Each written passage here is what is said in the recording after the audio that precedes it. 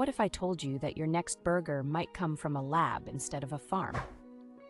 Lab-grown meat is no longer science fiction, but it's stirring up quite the controversy. Let's dive into why some folks are raising red flags about this futuristic food. First up, let's talk ethics. You might think lab-grown meat means no more animal suffering, right? Well, not so fast. Many lab-grown meats still rely on something called fetal bovine serum. That's a fancy way of saying they need blood from unborn calves. Not exactly cruelty-free, is it? And here's another thing to chew on.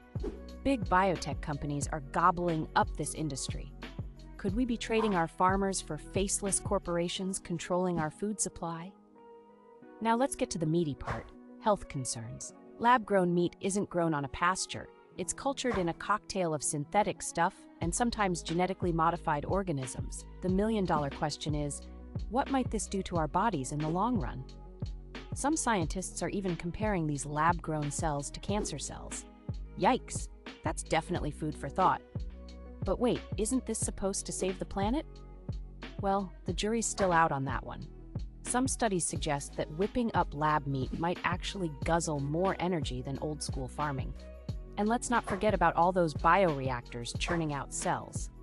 They could be brewing up a whole new set of waste and pollution problems we haven't even thought about yet. Last but not least, let's talk about the elephant in the room, or should I say, the petri dish on the table. Many people just can't wrap their heads around eating meat that was born in a lab, not on a farm. It's got that frankenfood feel that makes some folks lose their appetite. And here's another food for thought. What about all those small farmers and rural communities that depend on livestock? Lab-grown meat could be a recipe for disaster for their way of life. So there you have it, folks. Lab-grown meat, a solution to world hunger or a can of worms we shouldn't open. It's a complex issue with no easy answers. As this technology continues to grow, one thing's for sure, it's going to keep giving us plenty to chew over. The future of food is here, but is it the future we want? That's a question we all need to sink our teeth into.